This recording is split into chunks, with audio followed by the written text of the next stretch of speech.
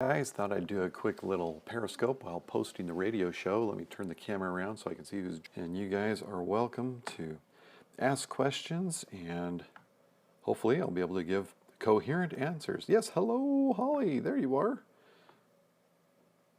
And Matt, Addie, thank you for joining. We're glad to have you here also. Glad for the hearts, thanks guys. And Marketing Mama, Nathan R. Lamb. Wow, I'd say Marketing Mama. I believe that's... Oh, forgive me, I forgot your name. You did the article, the post. I'm sorry, I cannot remember. Hey, Indiana, thanks for joining us. Jay Callahan, 1151, thanks for joining us. Thanks for the hearts, whoever's doing that. That's kind of cool. We did Medically Speaking Radio this morning. Some of you may have been a part of it. Missy, that's right, Missy, thank you, thank you. Sorry, I forgot. And then, what's the deal with the tonsils guy? You were asking earlier. The answer is no more dangerous than in kids, just a lot worse recovery. And look at that. We have someone to block already. How about that? And it sounds like we had people to block during the show, but Larry was running the Periscope, so he didn't do any of it. He said that there were people just spamming with go to my site or go to this Periscope. Fugertini, you are welcome to join us also. Thanks again for the hearts, guys. Oh, we have somebody new here. Somebody tell a bunch of letters and numbers what kind of doctor I am. And yes, hi Fugertini. Mary Tennis, thanks for joining us. Addie knows what kind of doctor I am. A good one. And regards from Peru. Hello, Peru. We are glad to have you join us too. I'm in Northern California. Family medicine doctor, practicing family medicine, but also with a good background in emergency medicine for my residency training and board certification. Hello, old man. Yes, Furry Tank knows that I am old. You can tell just by looking at me. And Manny Tennis is from New York. Wow, lots more people join us. Somebody from not too far away, Modesto, 100 miles away, 100 miles to the south. Hello, Modesto. Jay Callahan's from Modesto. Wow, good group here, and we don't have any specific topic yet. The reason I'm just sitting here in front of my computer is because I am still waiting for iTunes to open so I can finish posting. Is that you making up for calling me old? I guess so. I try to keep up with the kids, I'll say that. A burning spot on a leg should be checked by a doctor because I don't know what it is over Periscope. All right, and we have another one who's going to get blocked this morning. All right, we are just really cleaning up here. I don't know what it is about, well, in Pacific time, Saturday, is it noon hour yet? No, almost. Yeah. Oh my gosh, they must think this is a different show, I guess. No, this is for grown-ups, not for junior high boys. Yeah. Not that all junior high, I'm sorry, I didn't mean to generalize. Not all junior high boys are like that. Blocking is fun. Actually, it kind of is. Ooh, an MS patient. Welcome. We're glad to have you here. Yeah, 3 p.m. in Indiana. That's correct. Oh, here we go. Missy has a question. HPV vaccine for boys and girls, age to give. I believe the recommended age is, isn't it? Well, it's before sexual activity, and the reason is because HPV is a sexually transmitted disease, and the purpose of it is to prevent cervical cancer. So initially, it was approved for girls only. Now it is for boys also. The reason for it is, for boys, is to keep them from giving it to girls or women. And if we do this to everybody universally, we will not have, well, I won't say we won't have cervical cancer, but we will have, cervical cancer will be rare. It will be a very rare thing for somebody to die of cervical cancer a generation from now. And yes, I do own my own practice called the Auburn Medical Group. You can find it at auburnmedicalgroup.com. So Missy, yes, I do support giving it. Are you a real, ouch, I pinched myself and it hurt. That must mean I'm real. Opinions on those parents that don't give kids vaccinated. I will save that for my post on Auburn Medical Group, where I go into depth on that already. Do you believe kids should have 36 vaccines in 1 year? 36, is that what it actually comes out to if you give them all in a single year? I go by the recommendations. That is a lot, but we don't have any evidence of there being a problem of doing that. Although they let's see, 36 in a single year. That sounds made up.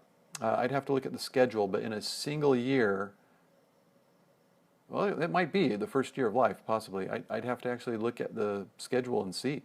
That sounds like a lot, though. But no, I don't have a problem with it. It gives you a good immune system. Tramadol versus hydrocodone. I vote for the tramadol. Go tramadol. Get a touchdown.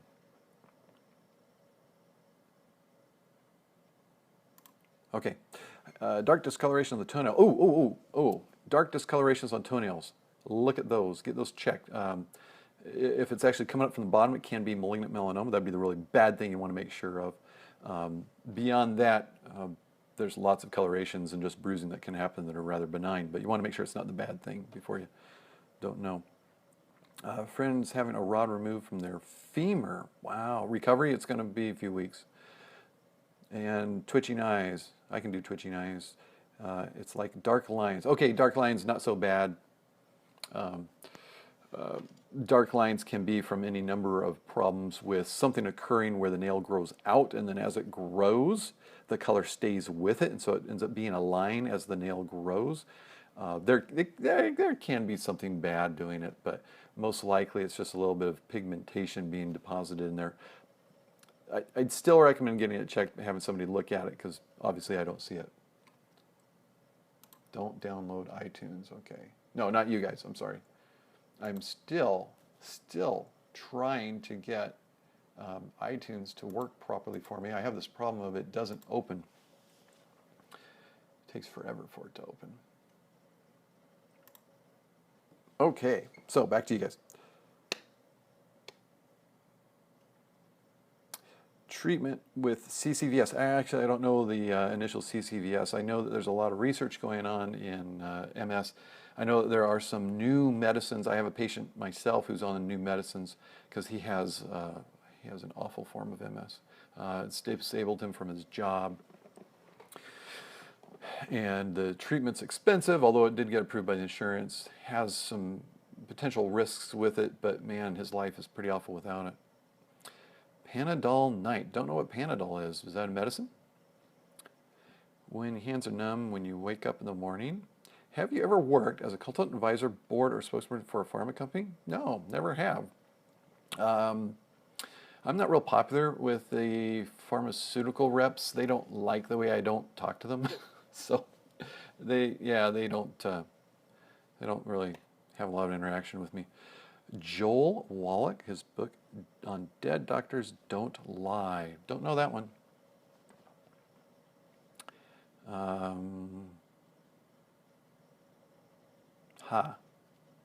Ha. Or is it ha? Or that'd be more of a huh. Not sure. Sprained ankle 4 years ago. Have random pains along Achilles. Are you guys just asking questions you should ask your own doctor? This is really. I guess I need to give another impression here. I'm not your doctor. I'm the guy who talks with his friends on Periscope about medical topics. If it's your health problem between you and your doctor, go ahead and see them. If you guys want to talk about medical topics, go ahead and maybe phrase it as a question like,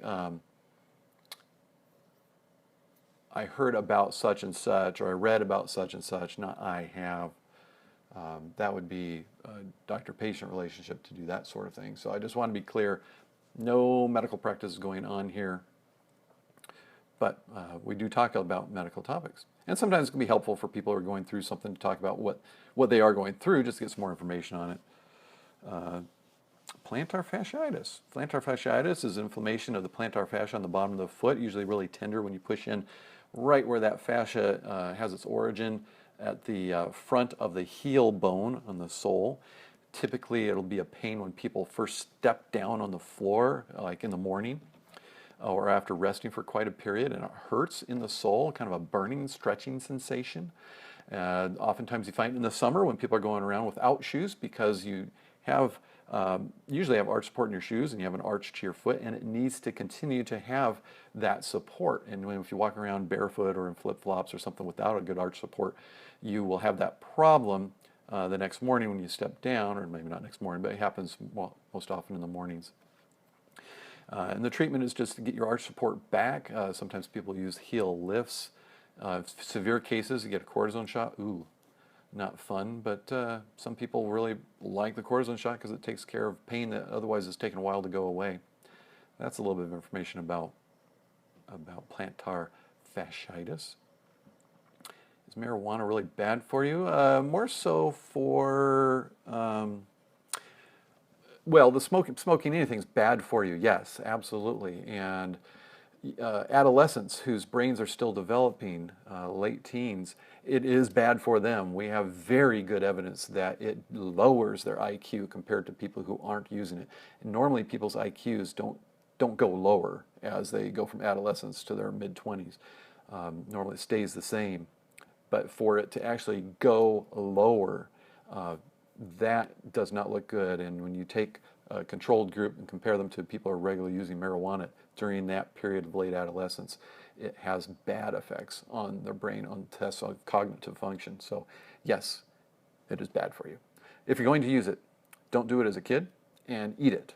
That way you don't get the bad effects from the smoking. And then you probably won't have much effect at all as far as the bad. Edibles or oils then? Edibles. I'm not as familiar with oils. If they're taken orally, it probably is fine. Neurofibromatosis, cute. Okay, I never heard those two words put in the same sentence. Oh, look at that. Somebody else wants to get blocked permanently from Ask Dr. Vaughan. And check into residential treatment and try to get off of it. Do you think doctors over-medicate instead of giving them nutrition? To a certain extent, yeah. I'm trying very hard in my own practice to focus on talking about the basics. Now, I'll tell you why that's hard. It's because somebody spent a lot of money for their doctor's visit because healthcare is expensive, and it feels funny to tell them to get good sleep, get good nutrition, maybe talk a little bit about that, get regular exercise, and that's what's going to make more of a difference for them than a pill you prescribe, that feels like they're getting something. Interesting. Cure. I'm sorry. I thought you said cute. I'm not familiar with a cure for it, but if there is, I would like to know about that. Sounds good. Naturopath doctors, I will give you a solid no, and the reason is because they are distracting people from actual treatment that's been found to be effective under well-designed, rigorous, placebo-controlled, peer-reviewed trials. If what they were doing was standing up to that kind of scrutiny, I'm doing it myself. And so there are some things that we both do that are the same because some of the things they do have been found to be helpful under that kind of scrutiny. For things that aren't important, I guess they're not hurting. I prefer to promote evidence-based medicine. Heard the future will be cash-only, doctor office, no insurance. Thoughts? I can tell who you've been listening to if you've heard that. That's my thought. Somebody in a red state. I don't see that as the future. No, there probably you'll always have people able to do that, and congratulations to them for being able to have a cash-only practice. That's great. I'm not going that direction myself. What's the diagnosis for hypochondriac? I like that. That's a good one. All right, let's see. Where was I going to put this podcast? I was going to put it under Medically Speaking Radio, audio, episodes. And the episode was called Lyme Disease. That's what we talked about today. In case any of you missed Medically Speaking Radio. But you will be able to hear the podcast. You can get it on iTunes. All right, so then I need to put in a picture with it. Oh, Medically Speaking Radio. Medically Speaking Radio. Thank you for asking, by the way. Everyone says, I am one. Is that just a mind over matter thing? Is that the hypochondriac? Sometimes I'll tell people stop reading textbooks, medical textbooks. I'm in California. Lots of discomfort with the muscles tense. Feels like I need massage daily. What to do? Thank you. You don't cuss, do you? Have you ever heard me cuss? I guess that would answer it. I think I did once last week or the week before in my car, very loudly. Thankfully, no, that's not a regular practice at all.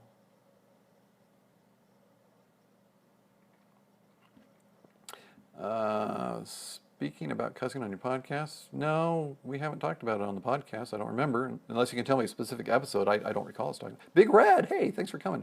And Esmeralda, thank you. No. It was after a difficult interaction at work. Where did you get your doctorate? I got it from a medical school. That's why it's a medical doctorate. St. Louis University School of Medicine in St. Louis, Missouri. And the reason for those of you who have joined, since I told everybody what I'm doing, I'm putting up the podcast today and putting in all the information on iTunes before it gets up there. Pumpkin seeds. Taking 50 milligrams of trazodone, take for mental health OBIMs. Dr. Vaughan, what's your opinion of someone being placed on Cymbalta and OxyContin? It seems that a lot of people cuss. I'm trying to find healthy and clean podcasts without... Oh, Medically Speaking Radio is a good place to find that, sir. I would like to provide you with that information. I agree. A lot of podcasts are very different from what you would have found on broadcast media just a generation ago or less. Do I know Dr. Ben Constant? No, I'd love to meet him. I think I started to read his book once. Keep thinking I'm going to watch his movie, Gifted Hands, but never get around to it. Got a lot of family members who are big fans of him, by the way. Do I know Dr. Phil? Haven't met him either. I have been in his studio, but I haven't met him. Closest I come to that is having been in the same medical school class as Jim Sears of The Doctors, which I believe Dr. Phil produces. And yes, absolutely. Thank you. I will tune and add your podcasts. Well, you can add all of my podcasts. Search for Mark Vaughan, MarkVaughan, on iTunes, and you'll find actually a number of podcasts. So that's kind of cool, huh? I'm trying to think. There may be one. Walter Harbour Stories. Walter Harbour Stories is marked explicit, and the reason is because Walter Harbour, who was born in 1895, that's a long time ago. Walter, 1895? Yeah, I think it was 1895. May have been 1885. He would use words we don't use. But other than that, everything comes up under Mark Vaughan on iTunes. What do you think about trazodone? I take 50 milligrams for my mental health problems. I recommend trazodone for certain people, for certain things. Of course, we try to get away with not using it if we can, but it's helpful. Rheumatoid arthritis, suspicious I have Lyme disease. How do they test? Okay, thank you, brother. You're welcome. Test for Lyme disease, it's a blood test. And you can get that at your doctor's office, ordered at your doctor's office and drawn up at the lab. Auburn Medical Group. Associated with Auburn University? Nope. Nope. Different Auburn. This is Auburn, California, not Auburn, Alabama. Helps a lot. Oh, good. Esberger 1010. You're just now joining us, but we are glad to have you be a part of things. We are just talking about whatever topic happens to come up. Lots of people talking about different things. And some people are getting help. Other people are getting blocked. Oh, what drew you to the medical field? I actually feel like I was called by God to be a doctor my second year of college when I was a sophomore. That was the right after the first week of college. And all growing up, I always had quite an interest in medicine, even going back to watching the emergency as a child, playing with my dad's stethoscope. He was a nurse. In high school, in junior high, being very interested in anatomy and physiology and biology courses. So it was always there, and then just suddenly turned on after being a broadcasting major for a year of college. That was a blast too. And as you can see, I kind of like the broadcasting thing, so it stuck with me. All right. When are you going to guest star on your classmates' show, The Doctors? Yeah, as soon as Jim starts answering my emails. What do you think about testosterone boosters, over-the-counter brand? I have no recommendation to use any of that stuff or to have any trust that it's going to be good for you. Testosterone replacement after it's gone down is not necessarily a good thing, and there are a lot of risks associated to your liver and to risk for prostate cancer and liver cancer and to your blood counts. So, no, I don't recommend it. Celiac on the Rise, if so, why? Travis Hunt 10 joined us. Leafman 1010 joined us. We are glad to have you guys here. Is there anything better than Tums? Actually, I recommend liquid antacids when needed, and hopefully it's just occasionally, less than 3 times a week, like Maalox and Mylanta. I'm sure there's some others too. Always happy 9023. Glad to have you here too. All right, so what is the little summary for this that I'm going to put in? There it is. Put that over on the comments. Should I try the liquid ones? Tums never worked for me. Yeah, try the liquid antacids. My dogs are great for my mental health problems. Is that true? I think that's more up to you to decide. You tell us. Is life better with them? Back in Los Angeles. Glad to have you back, Big Red. Where did you go to medical school and why did you want to become a doctor? What's the difference between apoptosis and necrosis? Oh, that's a good one, actually. Okay, apoptosis is kind of a programmed cell death where the actual DNA of the cell has in it instructions to die. And there's different situations where that would be appropriate. Whereas necrosis is death because something else killed it, loss of nutrients, loss of oxygen, excessive production of waste products that's not being removed, being physically damaged. Those are all things that can cause necrosis. Elsa Jennings, thanks for joining us. Can tonsil stones be harmful other than causing bad breath? I can think of a way that they could, and that would be if you had some bacterial buildup behind them and an abscess formed in the tonsil. I don't know of that happening. That's just my opinion of something that possibly could occur, but I've never seen any real danger from tonsillar stones. They're just an annoyance. I used to have them myself till my tonsils changed with age. The crypts got larger and larger, and food particles wouldn't get stuck in there more. A neuropathy cure depends on the type of neuropathy. Do you have recommendations for people with GERD, OTC meds, etc.? Yes, I do. If it's happening more than 3 times a week, go see your doctor. Generally, what I do with people is put them on a PPI, a proton pump inhibitor like omeprazole. That's the generic name for Prilosec. Nexium's in that same class, as is Protonix. And these medicines block the production of acid. And if you do that for about a month and then stop, maybe all the damage that was done by the acid is gone, and you will actually have functioning GI symptoms to keep the acid from coming up anymore. And if that's the case, you don't need to do anything else. But if it comes right back, you just need to see a GI doctor. Difference between necrosis and, well, actually, the guy had asked previously, or I say guy, the person had asked previously apoptosis. Jorge, 5416, we are glad to have you be a part of this also. And I love those hearts, by the way. And anybody who wants, you can swipe right to follow and swipe right to share with your friends. Okay, so you have noticed there are commercials about potassium. Commercials about potassium. Sorry, I've not come across. I don't see television commercials, and I really don't hear radio commercials either for the most part. So I can't help with things that are on commercials. Can you talk about gluten intolerance? I can. It seems to be something we're more recognizing, and of course it's responsible for symptoms, GI symptoms mostly, can be cramping, nausea, diarrhea are all symptoms that you can have it. And you can treat it by just not taking in the gluten, but you have to be pretty strict about it. And there's a difference between just simply a sensitivity to gluten and true celiac sprue, where people actually have an antibody that's a problem. And there's differences in how serious you have to be about keeping with gluten in those two groups too.